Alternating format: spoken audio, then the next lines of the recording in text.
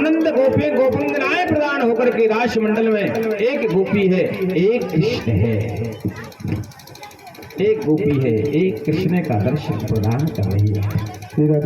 समस्त गोपियां एकत्र हो गई और समस्त गोपियां एकत्र होकर के आज नित्य प्रदान हो रहा है। रासेश्वर भगवान रास की लीला का आनंद प्रदान कर रहे हैं, देवता फूलों की वृष्टि कर रहे हैं। लेकिन यहाँ गोपिंगनाओं को भी घमंड हो गया था और घमंड भगवान कहते हैं रहा किसी का नहीं। गोपियों को इस बात का घमंड हो गया तो भगवान मुझे भी चाहते हैं, भगवान मुझे भी चाहते, किसी दूसरे को नहीं। इस समस्त गोपंगनाओं को हुआ, अंत में भगवान वहां से भी अंतर ध्यान हो गए और भगवान जैसे वहां से अंतर ध्यान हुए हैं भैया, गोपियां तड़फड़ाने लगी भगवान और आगे को कुंड के पास पहुंचे हैं। वहां किशोरी राधा को भी घमंड हो गया और किशोरी जी को भी घमंड हुआ। अंत में कन्हैया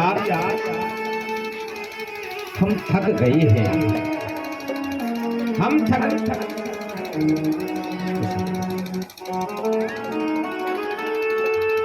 थक गए हैं कन्हैया, पैर थक गए हैं, आप मुझे कंधे पर बैठा रहे। भगवान ने जैसे ही कंधे पर बैठा रहा और कंधे पर बैठाते ही वहां से भगवान भी अंतर ध्यान हो गए। वहां करोड़ों गोपियां कन्हैया को ढूंढ रही हैं, यहाँ किशोरी जी भी ढूंढ रही हैं। एक दूसरे को ढूंढते ढूंढते समस्त गोपियां जमुना के किनारे पर पहुंची हैं। एक दूसरे से कहती है सखी, मुझे मालूम होता कि प्रेम करने का ये नतीजा मिलेगा, हम कभी भी प्रेम करते ही नहीं। रोते रोते आज गोपी गीत का अनुसरण कर रही है।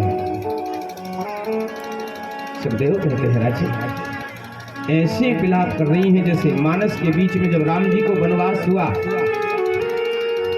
और जब राम जी पूछ रहे वृक्षों से पूछ रहे हैं, लक्ष्मण जी से पूछ रहे हैं, राम जी तुमने मेरी सीता को देखा?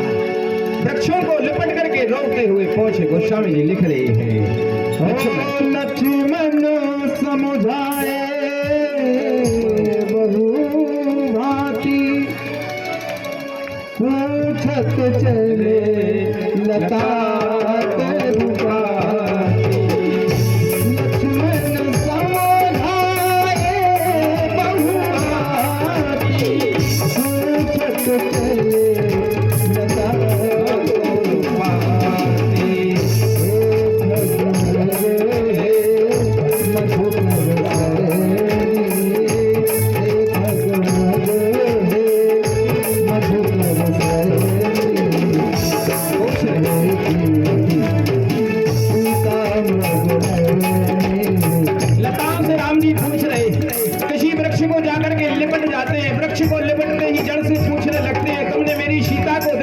लक्ष्मण जी बार बार उठाते हैं, भैया धैर्य रखिएगा।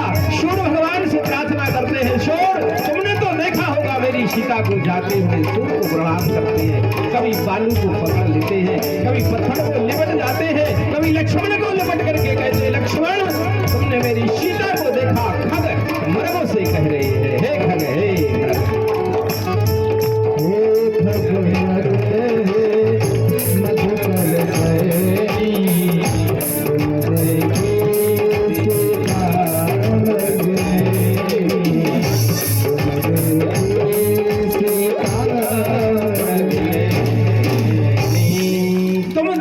सीता, हे खगे हे मृग हे मधुकर श्रेणी, तुम देखी सीता मृग नहीं। जैसी रामा अवतार में राम जी की दशा है भैया, आज उसी प्रकार की दशा यहाँ गोपियों की भी हो रही है।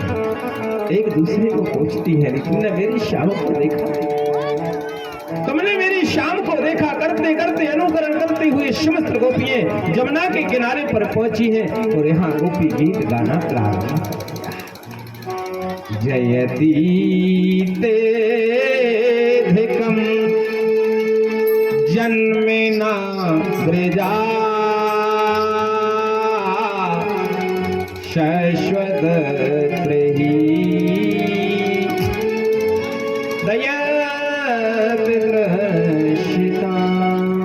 हे गोविंद, हे यशोदानंद, ऐसा ही करना था।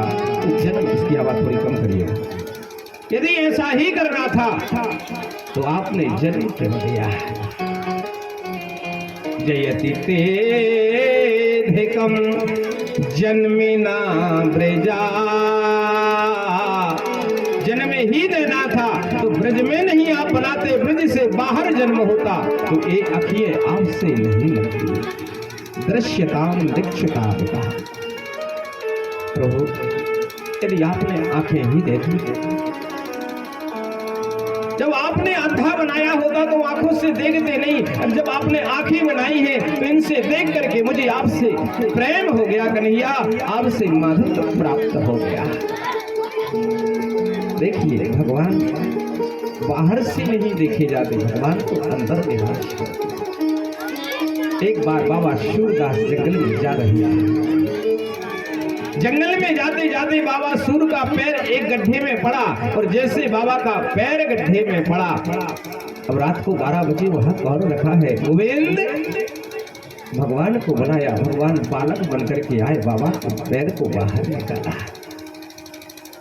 घर तक छोड़ने लगे। इतने में जब गऊ दूने का समय हो गया, कन्हैया बोले बाबा हमारे गऊ दूने का समय हो गया, हमको जाना है। बाबा सूरदास ने कहा कन्हैया तुमने मुझे निर्बल समझ लिया, हाथ छोड़ाए जाते हो, क्योंकि मेरी आंखें नहीं है, तुम्हें मालूम है कि हम देख नहीं पा रहे हैं, लेकिन मैं अंदर से अनुभव तो कर रहा हूँ प्रभु, आप अंदर से जाओगे मैं तब सबल समझूंगा। हाथ छुड़ाए जाते हो निर्बल जान के मोह, हृदय से तुम जाओगे तो सबल कहूँगो,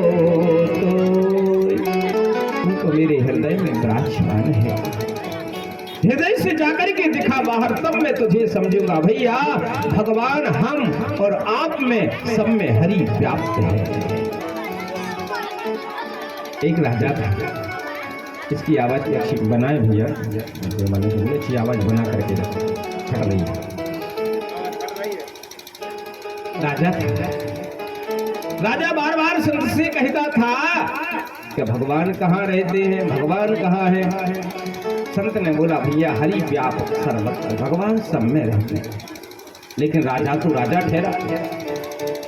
राजा फिर पूछने लगा महात्मा से भगवान कहाँ रहते हैं, ये बताओ, आप महात्मा हैं, आप भजन करने वाले योगी हैं, तो ये बताओ भगवान का निवास कहाँ है, भगवान कहाँ रहते हैं? संत को क्रोध आया, एक थप्पड़ राजा के गाल पे लगाया, राजा पकड़ के दे गया। महात्मा बोला राजन दर्द हो रहा है, बोले बहुत जोर का दर्द हो रहा है, बोले जरा 150 ग्राम दर्द निकाल के बताओ कि दर्द कितना हो रहा है। राजा बोला दर्द दिखाने की चीज थोड़ू है, दर्द दिखाने की चीज नहीं अनुभव करने की है। तो संत बोला मूर्ख, यही तो मैं जब से कह रहा था, भगवान देखने की चीज नहीं होती है भैया, भगवान तो अनुभव करने की चीज है कि इसमें भगवान विराजमान है, देखने की चीज नहीं है, अनुभव करने की चीज है। आज समस्त गोपियां यही कह रही है दृश्य दीक्षिता होता। हे गोविंद ये आंखें क्यों दी, आंखें फोड़ नहीं होती तो मुझे श्याम दर्शन नहीं होता, तो ये आपसे लगन नहीं लगा बैठा, और आप मिले ना मिले इसकी कोई बात नहीं। तब कथामृतम तप्त जीवनम कवि विरीडितम कल्पशापहम। एक कल्प नहीं काना, कल्प कल्पांतर भी यदि हम वर्णन करेंगे तो केवल आपका ही करेंगे, किसी पर पुरुष का नहीं। हमने केवल आपको ही चाहा है, हमारे हृदय में केवल आपको ही बैठा रहा है प्रभु। आप ना मिले तो कोई बात नहीं, लेकिन आपकी कथा सुन करके भी अपने जीवन को काट रहे हैं। जीवन में कथा ही प्रधान होती है। तब कथामृतम तप्त जीवनम कविभिरीडितम कल्पशापहम। कल्पांतरों तक भी से तो प्रभु हम आपके रहेंगे। देखिए कथा आप सुन रहे हैं, और कथा संसार सुनता है साहब, संसार कथा से ही जीवन की विधा की उदय होता है। जब तक कथा नहीं होगी तो जीवन की विथा नहीं होगी, और जब विथा होती है साहब तभी तो कथा का उदय होता है। बिना कथा के विथा से जीवन का कभी उदय हो ही नहीं सकता है। एक बार श्री राम जी की कथा सुन रहे थे, कहाँ? श्री प्रयागराज में चारों भैया सुन रहे थे, चारों बउआ सुन रही थी। श्री वशिष्ठ बाबा राम कथा राम जी को ही सुना रहे थे और हनुमान जी भी सुन रहे थे। कथा सुनाते सुनाते वशिष्ठ बाबा राम जी से बोल पड़े, हनुमान जी भी सुन रहे थे। राम जी, एक बार एक दशरथ नाम के राजा हुए, उनके बेटे का राम हुआ नाम, उनकी पत्नी का हरण हो गया जिनका नाम सीता था। एक लंकापति रावण हरण करके ले गया, लेकिन एक भगवान के परम प्रिय भक्त हुए श्री हनुमान जी सरकार, और इनने जाकर के लंका पर जला दी। लंका को जला करके सीता राम जी के चरणों में समर्पित कर। हनुमान जी बोले, सरासर गुरु बाबा झूठ बोल रहे, हम तो लंका ही गए थे, हमको मालूम है, हमने लंका तो जलाई है, लेकिन यहाँ से पूंछ नहीं फैलाई, वहीं पूंछ फैला करके मैंने लंका जलाई, लेकिन हम सीता को लेकर के नहीं आए। सीता लेने तो राम जी स्वयं गए हुए थे। देखिए, शंका हो गई हनुमान जी के मन में। दूसरे दिन हुआ, राम जी बोले, चलो हनुमान जी कथा सुने आए। हनुमान जी बोले, बस प्रभु हो गई कथा, आप सुनिएगा, आप कथा का आनंद लीजिएगा, हम आपका भजन कर रहे। राम जी ने समझ गई, हनुमान जी को शंका हो गई। राम जी बोले, कथा बाद में चलेंगे, हनुमान पहले स्नान मना लें। और हनुमान जी जैसे ही स्नान मनावे के लाने गए और राम जी गए, सो राम जी ने गंगा में स्नान किया, और जैसे ही अपने शरीर को पोंछा, हम आप भी स्नान करते हैं तो अपने समुद्र के जल को ऐसा ऐसा करने लगते, छटकारने लगते। तो राम जी ने भी अपने शरीर को पोंछा, और जैसे हाथ को झटकारा तो जो हाथ में राम जी की मुद्रा का अंगूठी थी वो जाकर के प्रयाग गंगा में समर्पित हो गई। राम जी बोले, हनुमान, ये अंगूठी प्राणों के प्रिय की है, ये अंगूठी हमारी होती तो चल जाती, ये मिली हमें ससुराल की अंगूठी है, जनकपुर की है। यदि सीता आकर के कहने लगे कि वो अंगूठी कहाँ है, तो हम उस अंगूठी का जवाब क्या देंगे? हनुमान, अंगूठी लाओ। हनुमान जी बोले, इतनी सी बात, जब उतने बड़े बड़े लंका में राक्षसों का वध कर दिया, इतने बड़े पहाड़ों को हमने लिपटा करके खून कर दिया, ये छोटी सी बात। हनुमान जी कूद गए गंगा में। आगे आगे अंगूठी जा रही है भैया, पीछे से हनुमान जी सरकार जा रहे, लेकिन अंगूठी पकड़ नहीं पा रहे। अंगूठी जाकर के सप्त नदियों को पार करते हुए अंगूठी समुद्र में भी गिर गई, लेकिन हनुमान जी पकड़ नहीं पा रहे। केवल थोड़ी सी दूरी का अंतर रहता, क्यों? घमंड है। ये अंगूठी जाकर के समुद्र से ब्रह्म आदि लोग, विष्णु लोग ऊपर तक पहुंच गई। ऊपर तक हनुमान जी नहीं पकड़ पाए, आगे आगे अंगूठी जा रही है, पीछे से हनुमान जी वही अंगूठी जाकर के पाताल लोक में नीचे के 7 लोकों तक कवर कर गई। तब भी हनुमान जी पकड़ नहीं पाए। वही हनुमान जिनने केवल जन्म से ही भुवनवास कर सूर्य भगवान को अपना ग्रास बना लिया था, आज इतने बलवान और इतनी सी अंगूठी नहीं पकड़ पा रहे। और जब पाताल लोक में पहुंची भैया, एक महात्मा राम राम का भजन कर रहे थे, वही अंगूठी जाकर के एक महात्मा के कमंडल में समा गई है।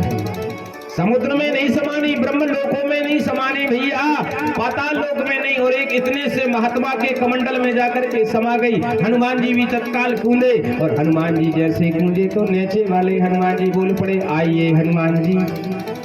हनुमान जी को और घमंड, देखो तो लोग तो कहते थे मृत्यु लोक में मेरी जय, हमें तो पाताल लोक में ये जाना चाहिए। तो ऊपर वाले हनुमान जी बोले, जा बताओ तुम कहाँ में जाना तो हो? नीचे वाले हनुमान जी बोले, हम जानते तो तुमको नहीं है, लेकिन मेरा नाम हनुमान है, मैंने समझा तुम्हारा भी नाम हनुमान होगा। तो ऊपर वाले हनुमान जी बोले, तो आप ये भी जानते होंगे कि हम क्यों आए हैं? बोले, मुझे मालूम है, आप अंगूठी के चक्कर में आए हैं, और आपकी अंगूठी मेरे कमंडल में गिर गई है। हनुमान, इस अंगूठी को यदि आपको जाना है तो निकाल लीजिए।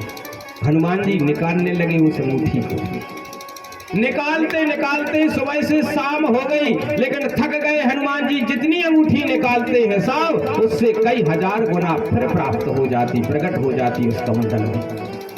अंत में सुबह से शाम हो गई। नीचे वाले हनुमान जी बोले रुक जाओ हनुमान, अब ये बताओ क्या तुम राम भक्त हो? तुमने राम जी की भक्ति करी? ऊपर वाले हनुमान जी बोले हमने अपने प्राणों से प्रिय को प्रदान किया, हमारे प्रभु को हमने अपने हृदय में निवास करके रखा है। तो बोले सुनाओ कोई राम कथा। बोले राम कथा ये है कि हमारे प्रभु की सीता जी का मैया का हरण हो गया। कोई नहीं गए, जाम मंत्र बैठे रहे, सुग्रीव जैसे महावीर बैठे रहे, लेकिन कोई लंका को जाने को तैयार नहीं हुआ। आखिर मुझे ही जाना पड़ा हनुमान, और मैंने लंका को जलाया, सीता की खोज लगा करके राम जी को लेकर के रावण का वध कर दिया और फिर सीता को लेके अवधपुर लौटे। ये कौन? हनुमान जी, ऊपर वाले हनुमान जी कथा कह रहे हैं। तो नीचे वाले हनुमान जी बोले रे तेने तो दूध को लजाए दियो, तूने तो दूध को लजाए दियो मैया को। जब इतनी सी बात के लिए तूने अपने स्वामी के लिए आमंत्रित किया, तो मेरे भी सुनिएगा, मेरे जमाने में भी किसी दशरथ नाम के राजा हुआ। अब नीचे के हनुमान जी कथा सुना, तो मेरे जमाने में भी हुआ राम और राम की पत्नी सीता का हरण हो गया था। और जब सीता का हरण हुआ मुझे मालूम चला, तो जहां आज हम बैठे हैं इस आसन पर, जहां पर भजन कर रहे हैं, यहीं से मैंने पूंछ को फैलाया, लंका को जलाया, रावण का वध किया और सीता जी को बैठा करके श्री राघव के चरणों में समर्पित कर दिया। आज हनुमान जी का घमंड टूटा। हनुमान जी सोच रहे थे कि वशिष्ठ जी कथा सुना रहे थे, वो हमारी ये सुना रहे थे, ऊपर वालों की नहीं भैया, वशिष्ठ जी नीचे वाले हनुमान जी की कथा सुना रहे थे। ये मानस में कथा नहीं है, वाल्मीकि रामायण और आनंद रामायण में इस कथा का दर्शन आया है। तो कहने का मतलब है घमंड किसी का नहीं रहा, हनुमान जी का भी घमंड जीवन समाप्त हो गया। अंत में आज गोपियां ही कह रही हैं प्रभु भगवान की यदि कथा सुन करके अपने जीवन को प्रदान करेंगे। तप कथामृतम ताप्त जीवनम कवि विरेतम कल्पशापहम।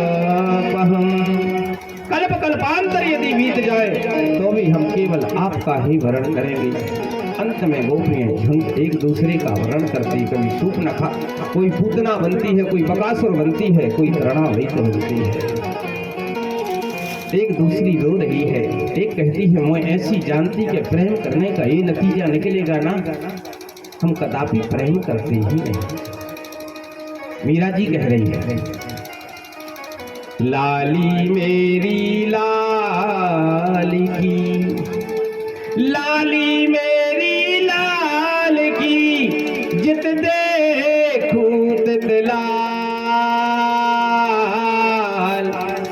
लाली देखने में गई मैं भी हो गई लाल। अरे सखी मुझे प्रेम तो नहीं था, मैं सखी के साथ में गई और मैंने जैसे ही श्याम सुंदर को देखा तो मेरा प्रेम भी श्याम सुंदर के चरणों में हो गया।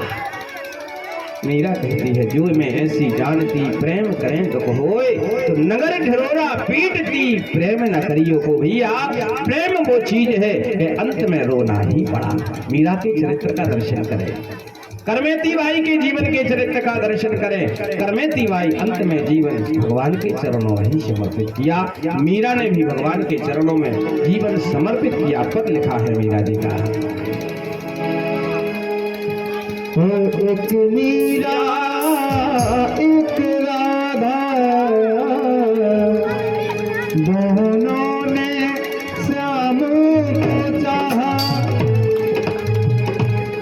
अंतर क्या दोनों की चाह में बोलो, एक प्रेम दीवानी एक दर्द दीवानी।